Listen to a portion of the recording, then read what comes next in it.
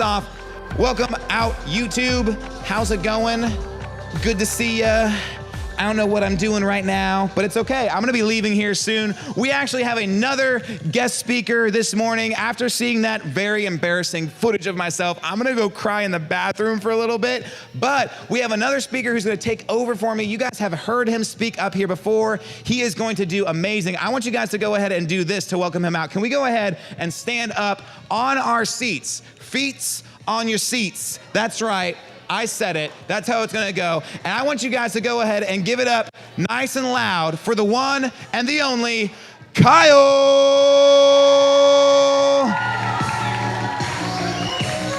What up? All right. You guys can go ahead and take a seat now. Kyle, you've been up here before. You've been to camps before. You've been to lock-ins before. So some of you guys might know Kyle, but for those of you guys who don't, let's go ahead and find out a little bit about who you are. Kyle, what's one of your favorite hobbies? Give us a little intro to Kyle. What's one of your favorite hobbies? There you go. I'd have to say basketball. Basketball, all right, all right. You're a basketball player. Yeah. Now, there are a lot of other people in here who play basketball. So if you had to rank yourself against some of the other people we know in here who play basketball, would you say you're better than, as good as, worse than? I'm always taking myself, obviously. Oh, okay. Well, I mean, especially, you don't have to be that good to be better than, like, Darius or, like, stuff like that. Oh, Darius, are you in here still? Man, Same as I thought you Danny, left. too. Oh, that's right. Me and Kyle are calling you out. Actually, I'm busy though. Kyle will 1v2 you guys. I gotta go do something after service. But Kyle, okay, one more question. Have you seen any movies lately? I've seen the newest Avengers. Really? Okay, has anybody not seen the newest Avengers yet? I still haven't seen it. Oh, guys, my. what's wrong with us? Everyone's telling us to watch it and we haven't got. Does anybody have the movie pass? Anybody have the movie pass in here yet? No. Guys. One person. Movie pass, it's crazy. $10 a month. You can go see as many movies as you want. It's crazy. It's crazy. But, okay, so Kyle, one last thing. Random question. If you had to say, I'm just going to totally call you out. Oh. You're not prepared for this question. Oh. Are you ready? Yep. Okay. Okay. If you had to say, what is one verse or one part of the Bible that you would say has been the most impactful thing for you personally, what would it be? Totally calling you out. He wasn't ready for this, guys. Oh, now I've got him sweating. It's okay. Philippians 4:13. I can do all things through Christ strengthens me. Dude, that's awesome. I can do all things through Christ. That's a good verse. That's a good verse. I will also be stealing that verse and teaching on it next week. So thank you very much. That's why I secretly asked. If we can do it one more time, let's go ahead and give it up for Kyle before he takes it away. Kyle, I leave you guys in very capable hands. Kyle is amazing. Make sure you guys are taking notes because there's gonna be some good stuff. Thank you, Rich. All right, guys. My name is Kyle, as Rich said. I used to volunteer up here about 2 years ago. I also went to camp 2 years ago. Also broke my ankle 2 years ago. So it's been a good 2 years. So, all right, on the other note, we're in our 4th week of Distracted, also known for prayer. And I have the privilege to speak to you guys today because Rich felt like I can impact you guys in a different way than the last speaker could, and the speaker before that. And I'm so honored that I have the chance to do this. So without further ado, let's get into it. So today my title is Know Yourself, Know Your Worth. Anybody know what that's from? Anybody music fans? No, not the Bible. Music fans? Who is it? Drake, obviously. Drake, thank you, my man. No, Drake. Know yourself, know your worth. And I feel like that is a crucial thing for this whole series is you need to know yourself and you need to know your worth before you go out and pray. You can't go in and pray half-hearted because if you do, you'll get half the results. So you want to give everything that you can to receive the best that God can offer you. And I say that because I've had trouble finding myself. I was that way in high school. I didn't know myself. I didn't know my worth. I didn't know my worth until I stepped into this church. I didn't find myself until I found that group of friends that can hold me accountable. So I feel strong and I feel passionate about my title, at least. So if you guys are taking notes, please turn with me to Luke 19, verse 1 through 10. There it is. All right. Jesus entered Jericho and made his way through the town. There was a man there named Zacchaeus. He was the chief tax collector in the region. He had become very rich. He tried to get a look at Jesus, but he was too short to see over the crowd. So he ran ahead and climbed a sycamore fig tree beside the road, for Jesus was going to pass that way. When Jesus came by, he looked up at Zacchaeus and called him by the name. Zacchaeus, he said, "Quick, come down. I must be a guest in your home today." Zacchaeus quickly climbed down, took Jesus to his house in great excitement and joy. But the people were displeased. He was gone to be the guest of a notorious sinner, they grumbled. Meanwhile, Zacchaeus stood before the Lord and said, "I will give half my wealth to the poor, Lord, and if I have cheated people on their tax, I will give them back 4 times as much." Jesus responded, "Salvation has come to his home today, for this man has shown himself to be a true son of Abraham. For the Son of a Man came to seek and save those who are lost." And I love that because it ties in with our title today. Zacchaeus knew who he was, but he didn't know his worth. And I kind of want to explain this because it actually ties in to my author's quote that I have next. So if you know me, I do read from time to time. It doesn't look like it, but trust me, I do. Okay, so I was looking for inspiration when I was trying to come up with this, and I stumbled upon this right here, Gretchen. Oh, so it says negative emotions like loneliness, envy, and I know it says golly. It was supposed to be guilt, typo, my fault. Don't crucify me. Have an important role to play in a happy life. They're big flashing signs that something needs to change. And when I say that ties in with Zacchaeus, it ties in because as soon as Zacchaeus saw Jesus, there was that instant something needs to change. There was that instant moment that he knew he could find himself in the Lord.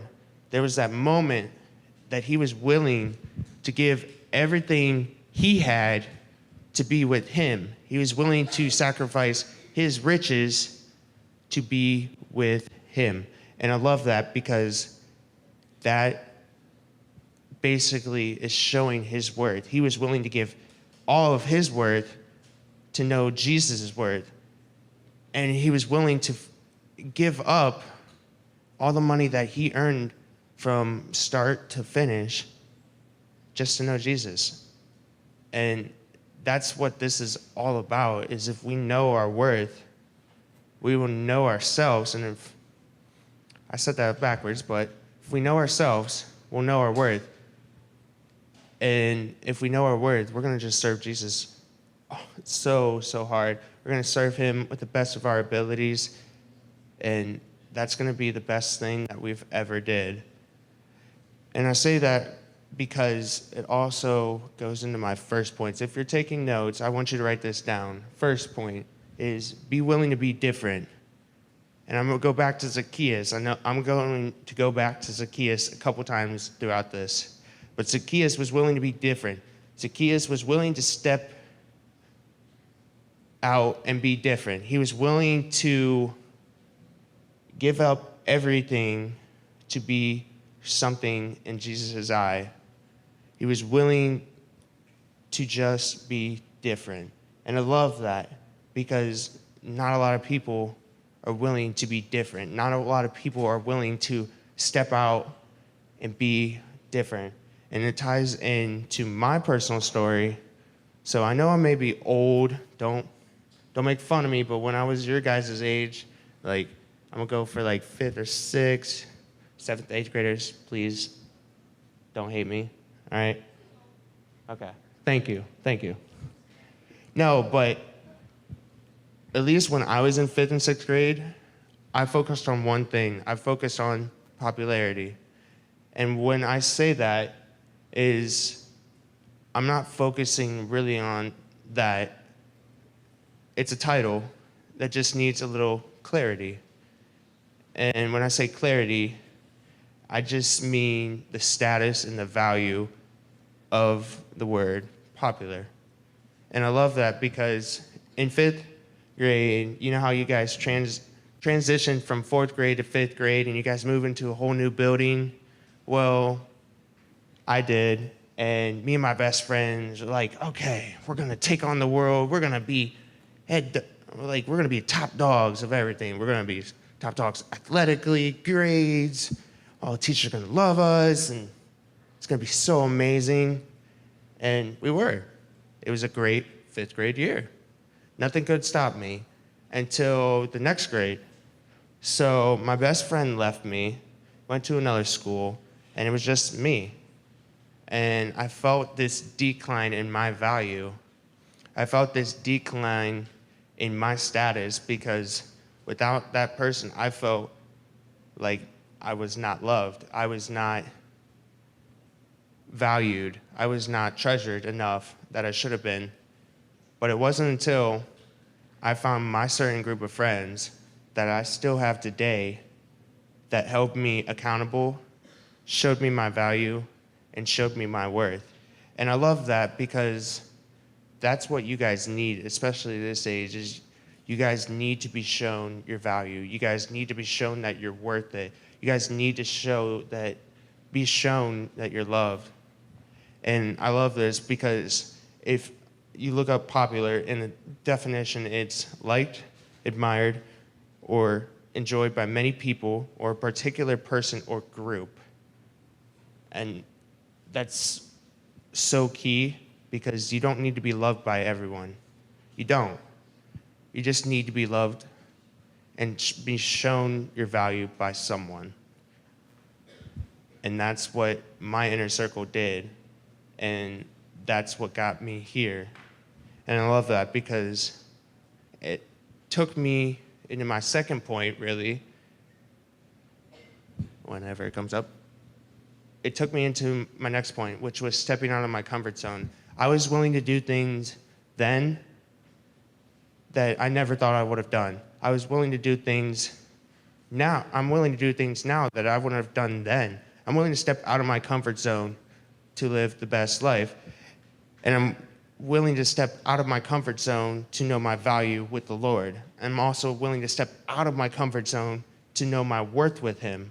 And when I say that is I'm willing to take steps in growing my faith in steps to grow my relationship with the Lord.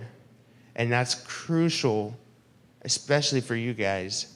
Knowing the Lord at this time, knowing the Lord in general is crucial. But knowing Him now is going to save you more heartbreak, more loneliness, more guilt, and negative emotions. If you have Him now, I guarantee it won't be as bad as it will be I guarantee it won't be bad in the future.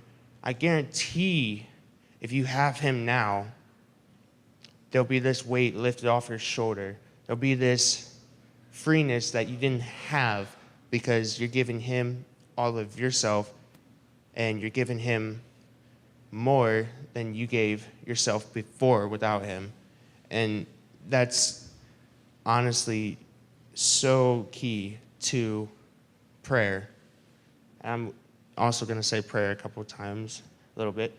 So what do you need in prayer? You need to be willing to be different, and you need to step out of your comfort zone. And why do you say that? Is because your friends may not understand the life that you're living right now. Your friends may not understand that you're at church on a Sunday. Your friends may not like that you're at a church on Sunday, that you're willing to spend your weekdays, your weekends here, when you can be going out, having fun with them, willing to do things with them. But you're here, you're serving the Lord. You're here learning from Him. And you have to have those 2 points. You have to be willing to be different. You have to be willing to step out of your comfort zones. And you have to do it strong. You have to do it hard. And the best representation of this is the story of David and Goliath. And if you know me, I love basketball, so I felt like, why not make this a little modern for you guys? So whenever you guys are ready, please play the video.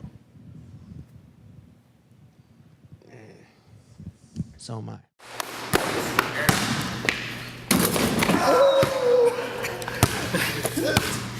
It's like, pray for me.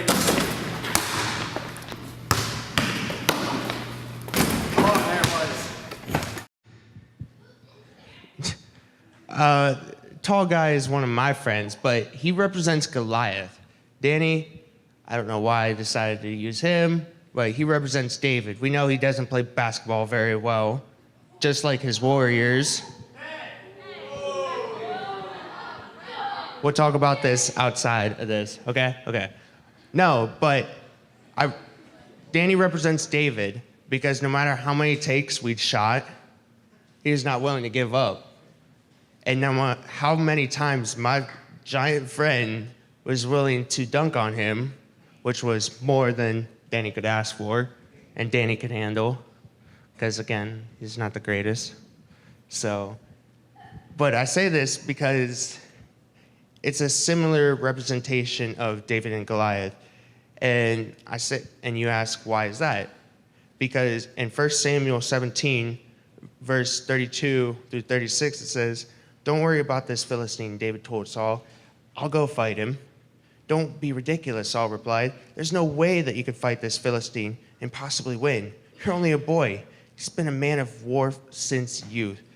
But David persisted. "I've been taking care of my father's sheep and goats," he said. "When a lion or a bear comes to steal a lamb from the flock, I go after it with a club and rescue the lamb from its mouth. And if the animal turns on me, I catch it by the jaw and club it to death. I have done this to both lions and bears, and I'll do this to this pagan Philistine too, for he has defied the armies of the living God." And I say that because no matter how many times Danny's confidence was shook by those horrendous dunks, he didn't give up.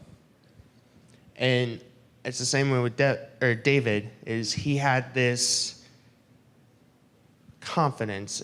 I accidentally skipped over my third point, which was confidence, is being confident. Yeah, or sure of yourself, which David knew. David knew that from the beginning. David was willing to take on the task that no man could do. He was willing to put himself on the line to help his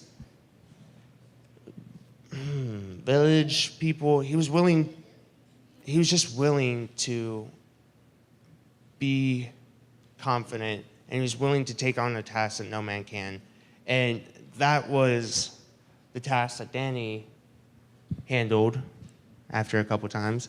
But I say that because it ties into prayer. David had all the confidence in the world, but he was also willing to be different.